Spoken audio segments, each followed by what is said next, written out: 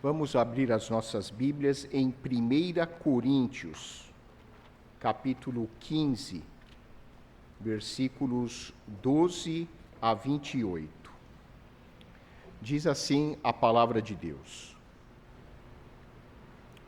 Ora, se é corrente pregar-se que Cristo ressuscitou dentre os mortos, como, pois, afirmam alguns dentre vós que não há ressurreição de mortos? E se não há ressurreição de mortos, então Cristo não ressuscitou. E se Cristo não ressuscitou, é vã a nossa pregação e vã a vossa fé. E somos tidos por falsas testemunhas de Deus, porque temos asseverado contra Deus que ele ressuscitou a Cristo, ao qual ele não ressuscitou, se é certo que os mortos não ressuscitam. Porque se os mortos não ressuscitam, também Cristo não ressuscitou.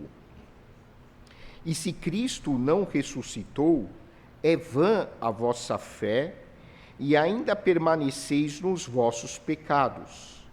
E ainda mais, os que dormiram em Cristo pereceram. Se a nossa esperança em Cristo se limita apenas a esta vida, somos os mais infelizes de todos os homens. Mas, de fato, Cristo ressuscitou dentre os mortos, sendo ele as primícias dos que dormem. Visto que a morte veio por um homem, também por um homem veio a ressurreição dos mortos. Porque assim como em Adão todos morrem, assim também todos serão vivificados em Cristo. Cada um, porém, por sua própria ordem. Cristo as primícias, depois os que são de Cristo na sua vinda. E então virá o fim, quando ele entregar o reino ao Deus e Pai, quando houver destruído todo o principado, bem como toda a potestade e poder, porque convém que ele reine até que haja posto todos os inimigos debaixo dos pés. O último inimigo a ser destruído é a morte, porque todas as coisas sujeitou debaixo dos pés. E quando diz que todas as coisas lhe estão sujeitas, certamente exclui aquele que tudo lhe subordinou. Quando, porém, todas as coisas lhe estiverem sujeitas, então o próprio Filho também se sujeitará àquele que todas as coisas lhe sujeitou, para que Deus seja tudo em todos. Oremos. Santo Deus, nosso Pai, nós entregamos este momento do culto a Ti mais uma vez e pedimos que o Teu Santo Espírito esteja nos iluminando e esclarecendo a cada um de nós o significado da ressurreição do Senhor, para que esta celebração da Páscoa não seja apenas mais um ritual em nossas vidas, mas que possa nos transformar profundamente. Nós te pedimos agradecidos, em nome de nosso Senhor e Salvador Jesus Cristo. Amém. Nós vivemos em uma época paradoxal. Vivemos numa fase em que a medicina, a ciência estão extremamente avançados. Hoje nós conseguimos fazer diagnósticos genéticos a nível molecular que 30, 40 anos atrás jamais passaria pela cabeça de um cientista que um dia o mundo teria a capacidade de fazer esse tipo de diagnóstico. Hoje nós tratamos certos tipos de câncer que até algumas décadas trariam consigo o diagnóstico de morte certa e morte praticamente instantânea, breve. Hoje nós, com tomógrafos, com aparelhos de ressonância de última geração, com exames de sangue avançados, nós fazemos diagnósticos de doenças quando elas ainda estão no seu início. Mal provocaram sintomas nos pacientes, já é possível detectá-las. O ser humano conseguiu esticar a vida até onde pôde. E hoje é normal as pessoas viverem até 90, 100 anos. Eu já atendi pacientes de 105 anos, 100 e poucos anos de idade, lúcidos, perfeitamente lúcidos. Hoje a morte assusta menos do que há séculos atrás.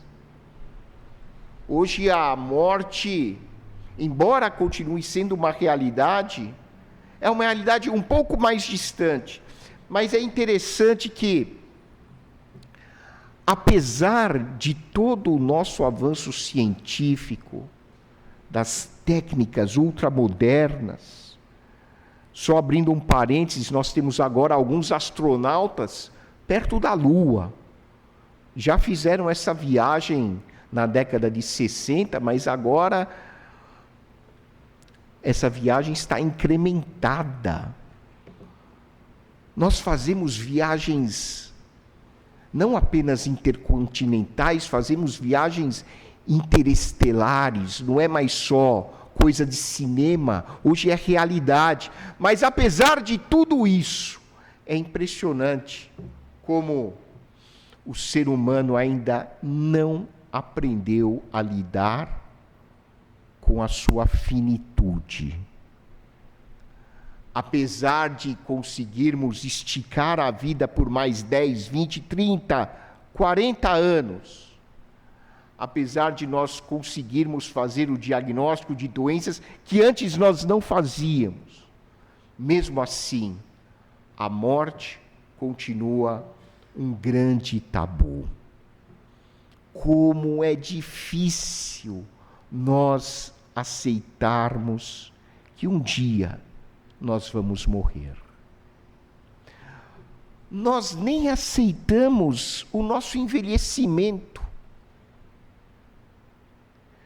Eu acredito que nesse aspecto os homens se considerem menos vaidosos que as mulheres, mas nós homens também temos dificuldade de lidar com a deterioração do nosso corpo físico.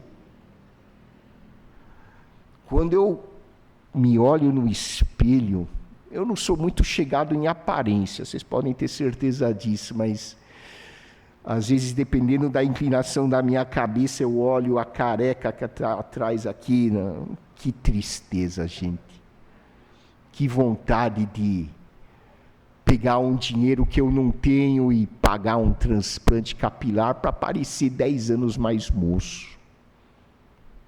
Nós não conseguimos lidar com a realidade da doença. Nós não conseguimos lidar com o nosso envelhecimento.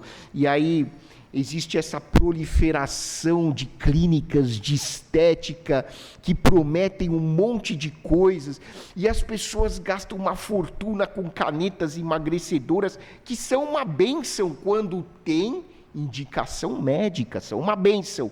Mas muitas vezes as pessoas usam essas canetas emagrecedoras sem nenhum critério. E já existem dezenas de pacientes morrendo de pancreatite e outros efeitos colaterais por causa das benditas canetas emagrecedoras, para parecer um pouquinho mais magro, para poder usar um biquíni, um maiô, sei lá, no final do ano, na praia, e não passar, entre aspas, vergonha. Nós vivemos em uma época paradoxal. Nós usamos eufemismos, usamos uma linguagem que faz de tudo para esconder a realidade da morte. Nós fazemos de tudo para fazer de conta que estamos em Nárnia e não no planeta Terra. Nas artes e na cultura pop, essa luta eterna contra a morte é um tema constante. No clássico filme de 1957, O Sétimo Selo, do diretor Ingmar Bergman, existe a cena de um cavaleiro que, voltando das cruzadas, no momento da peste, a famosa peste que dizimou milhares de pessoas na Europa, ele se encontra com a morte. E quando o cavaleiro se encontra com a morte, ele faz uma proposta para a morte. Vamos jogar uma partida de xadrez. Ele sabe que ele não tem condições de derrotar a morte. Mas ele joga xadrez, pelo menos, para dar uma esticadinha e poder viver um pouco mais. Essa é a nossa angústia existencial que permeia a história da nossa civilização desde os primórdios. Nós fazemos de tudo para não morrer, mas sabemos que a morte é certa. Que angústia isso produz dentro de nós. E esse texto de 1 Coríntios, capítulo 15, versículos 12 a 28, não oferece uma teoria reconfortante para aliviar a nossa angústia da morte. Não é uma teoria reconfortante.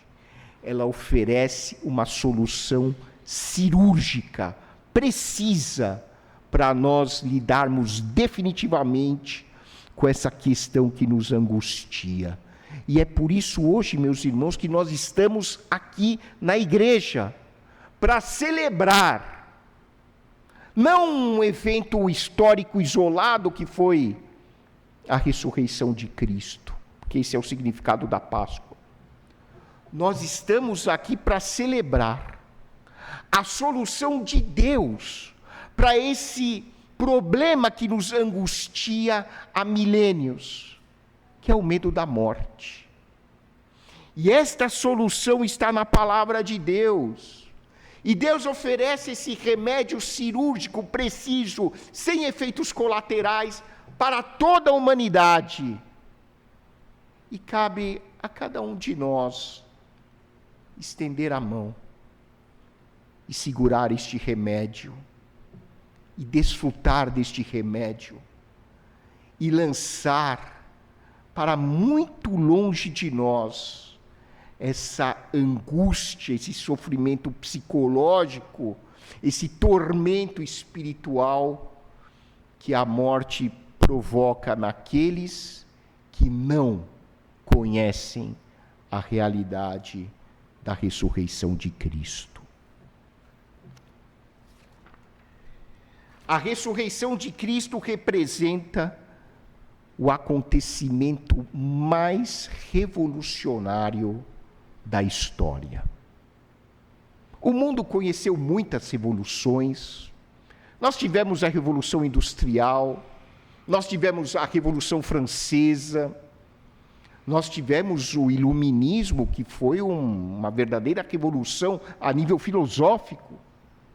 Mas nenhuma dessas revoluções produziu os resultados que a maior revolução de todas causou em nossa história, que é a ressurreição de Jesus dentre os mortos.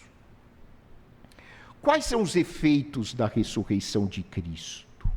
Por que nós estamos aqui celebrando esse acontecimento?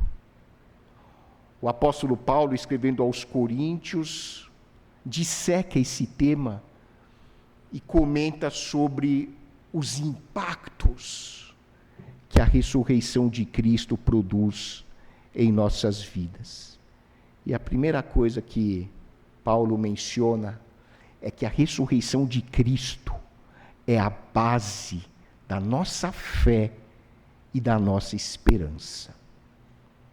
Paulo começa esse texto, do versículo 12 em diante, dizendo assim: como é que vocês dizem que não existe ressurreição dentre os mortos?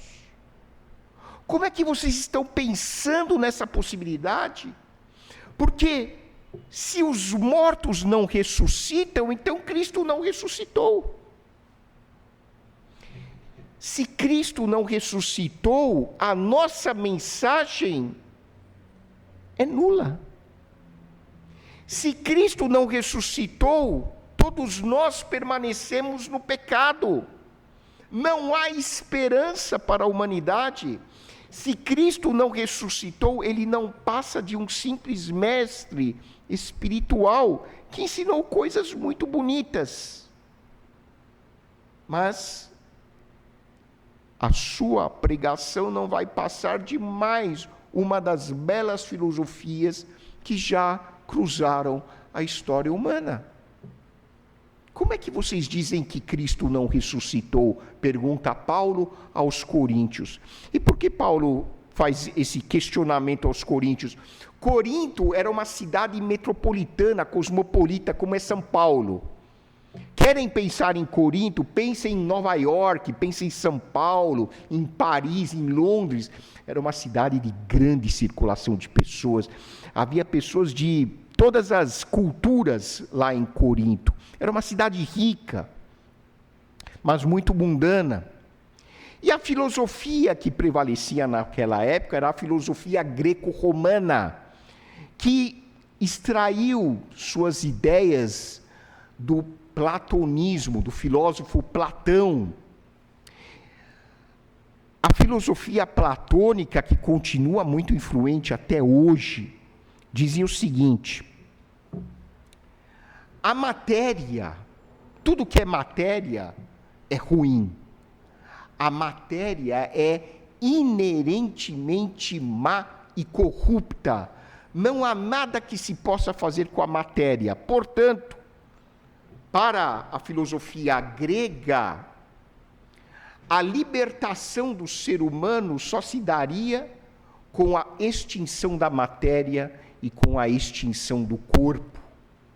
Os gregos tinham um ditado que dizia que o corpo é a nossa tumba, o corpo humano não presta, é só coisa ruim que tem no corpo. Tudo que nós temos de ruim no mundo é porque o nosso corpo é ruim, porque a matéria é ruim. O que vale é o terreno das ideias.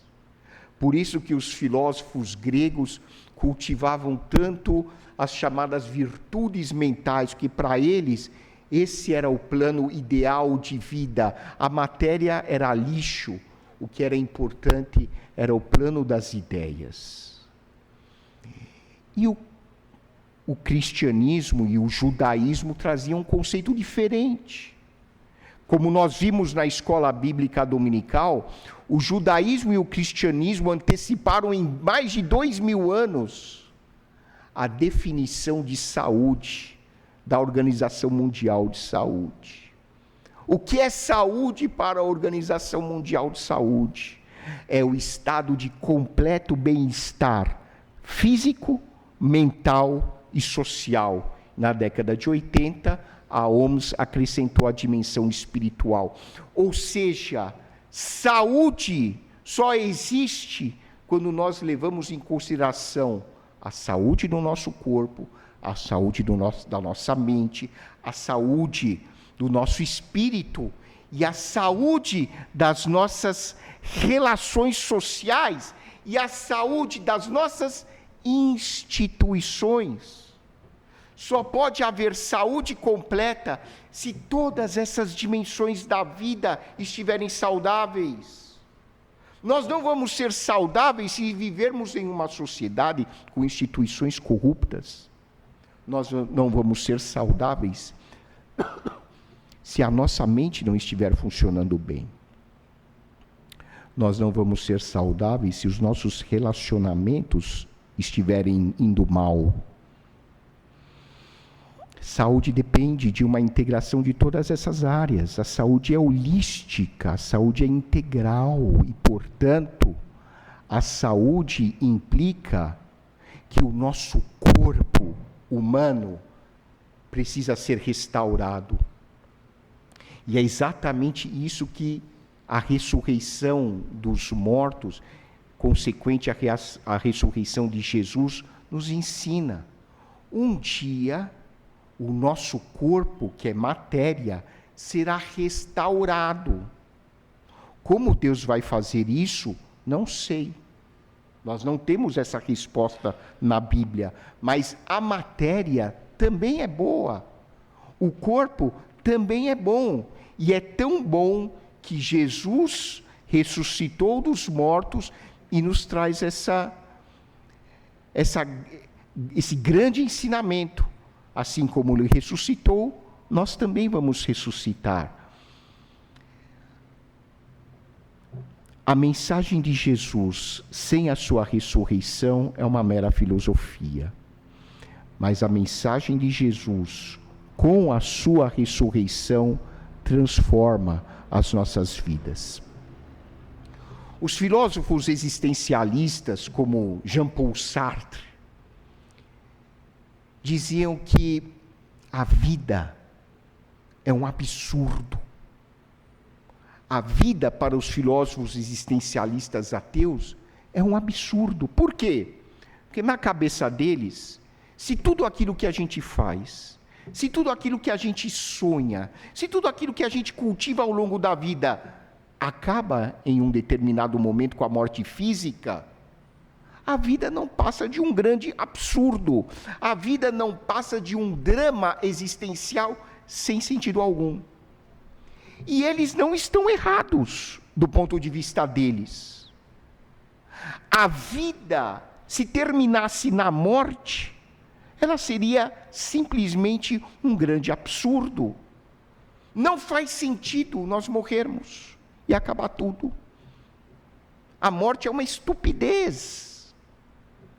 Os filósofos existencialistas têm razão em dizer que a vida não faz sentido. A vida é um grande absurdo se nós acharmos que a vida termina na morte. E é exatamente isso que o apóstolo Paulo está dizendo aos coríntios. Como é que vocês podem imaginar que não existe ressurreição? Cristo ressuscitou. E agora, então, Paulo introduz o segundo conceito. A ressurreição de Cristo prova a vitória de Deus sobre a morte física. Diz o apóstolo Paulo a partir do versículo 20: de fato, Cristo ressuscitou dentre os mortos, sendo ele as primícias dos que dormem. O que significa a palavra primícias? Jesus Cristo é as primícias. Para nós entendermos o que Paulo está dizendo, precisamos entender a linguagem do calendário litúrgico de Israel. Os judeus tinham uma festa chamada Festa das Primícias, que era comemorada no domingo, no dia da ressurreição de Jesus, no primeiro dia da semana. O que era a Festa das Primícias? Quando surgia o primeiro fruto da colheita, o sacerdote pegava o feixe que havia sido produzido com seus primeiros frutos, levantava diante de toda a congregação de Israel e eles agradeciam a Deus pelo primeiro fruto. Por quê? Porque o primeiro fruto era a garantia de que todas as outras plantações também teriam aquela mesma qualidade. Assim como eu estou agradecendo a Deus por este primeiro fruto maravilhoso, eu sei que este primeiro fruto é a garantia de que virá uma plantação com uma colheita abundante, idêntica a este primeiro fruto. Quando Paulo diz que Jesus Cristo é as primícias, ele está dizendo que esse corpo que Jesus recebeu na sua ressurreição, um corpo glorioso, um corpo glorificado, um corpo que não estava mais sujeito a doenças, a vulnerabilidade, a decomposição, um corpo imune ao sofrimento, é um corpo glorificado. Esse mesmo corpo é o corpo que você e eu vamos receber. Jesus é as primícias e nós somos o restante da plantação.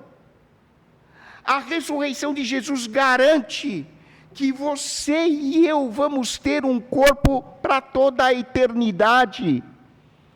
Um corpo que não vai mais ficar careca, um corpo que não vai mais sofrer doença, um corpo que não precisa de caneta emagrecedora, um corpo que é ajustado para o perfeito funcionamento na eternidade. Jesus é as primícias, você é a plantação que ainda está aguardando o momento certo para receber esse presente da parte de Deus.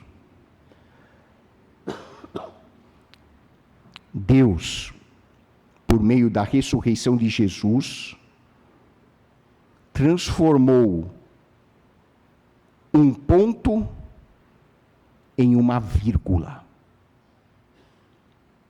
A morte era um ponto final.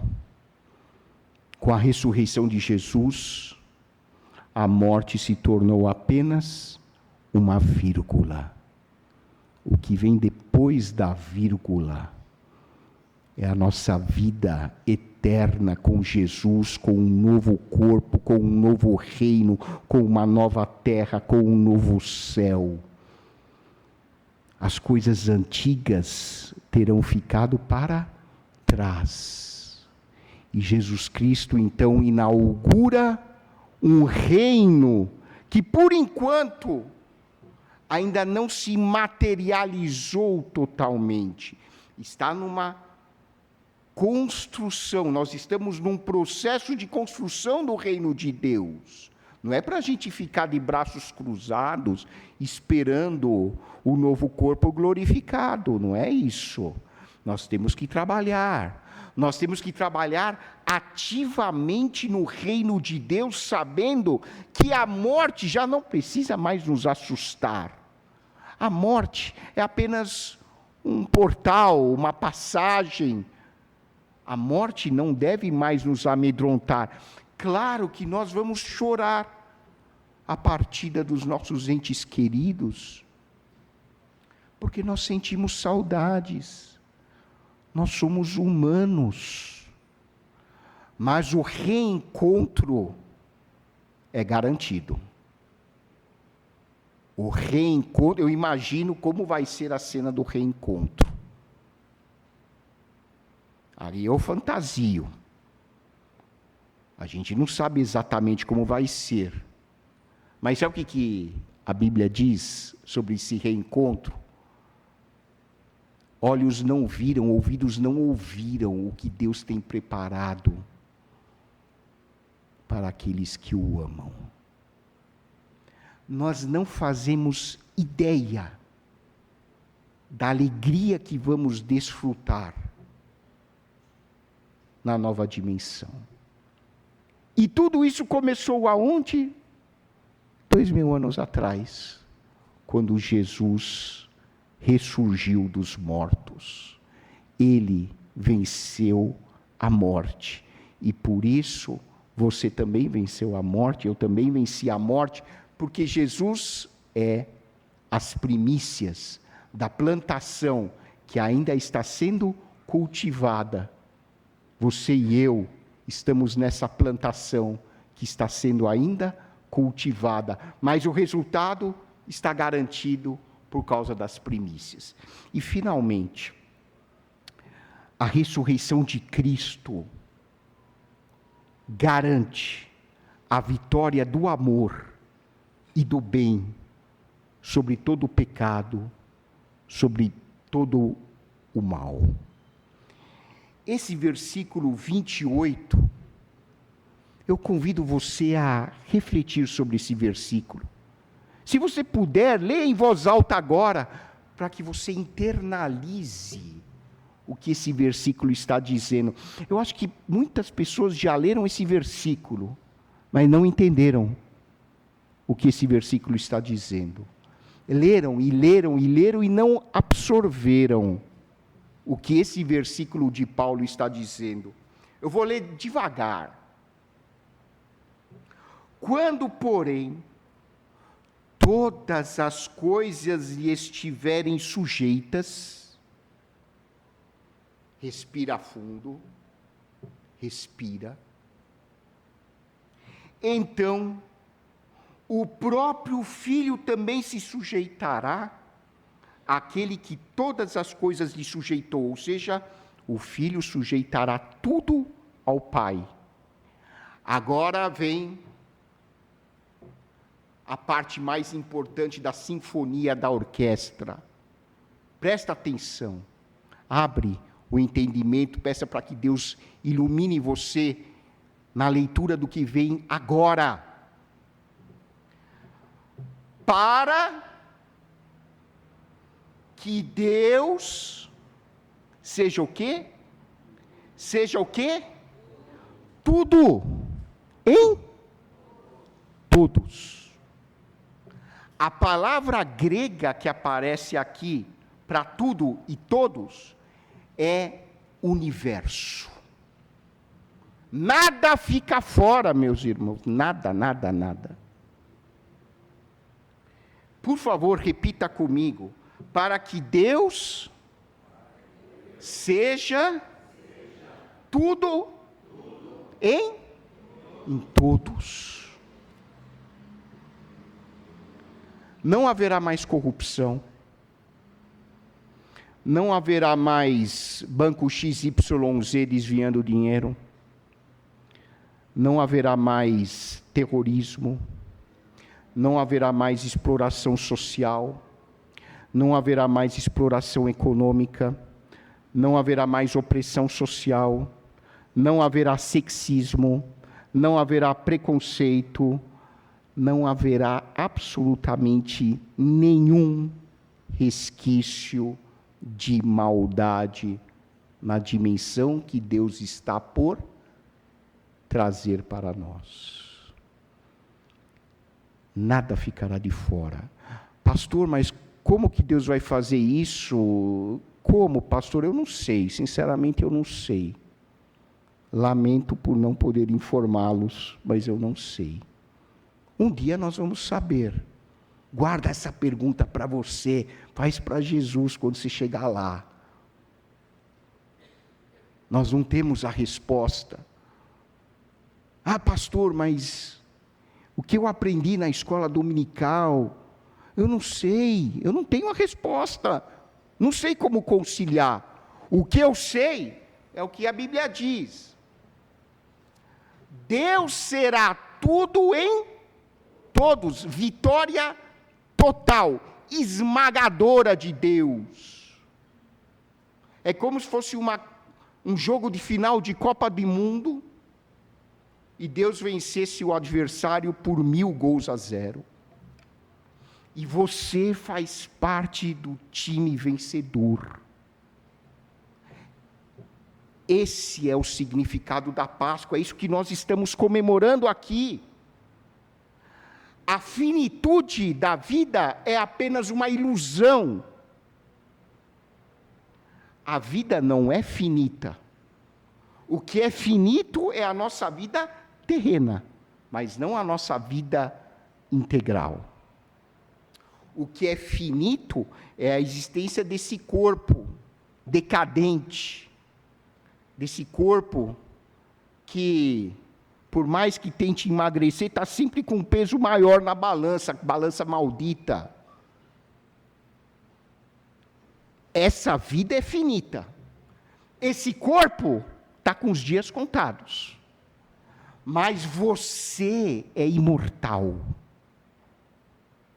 Você é eterno. Você faz parte da plantação. As primícias correspondem a Jesus. Agora é só esperar, meus irmãos. Mas não é para esperar sentado, né? É para esperar trabalhando ativamente, praticando o amor ao próximo, respeitando o semelhante, fazendo o possível para que a realidade de Deus se concretize aqui, porque aqui também faz parte da criação de Deus. Mas lembrando que todo esse sofrimento que nós vivemos todos os dias está com os dias contados. Jesus ressuscitou, glória a Deus. Christosi harutiuna gebachbane mer havatke yev anor patsartsag himken e. Aniga gabahove mer hachtanag mahvantem. Pas de lov vor mahe ailevas vertin hoske chuni martots giankin mech. Inchbes Christos harutiu narav e prev aratin bedur. Anonc vor Christosi mechen nu inbes bidi gentananan. Aistepke gerash havore parikin yev serin hachtanaga amen desag chariki văra. Christos bidi takavore mince vor polor tășnaminere, ir vot kerum dagtăne. Yev gorza velic vercin tășnamin mahăn e. Mahă găhantisana, barzabes ansumi zesmă, tebi aveli liarad, yev imasdaliți ghianc. Batmutian cacat nagedin, astvați bidie la amen inci, amenun meci. Mer ghiancherun șnorelov, kerazanțic, yev ardasovor imastmă, orneală la asudzohoscă.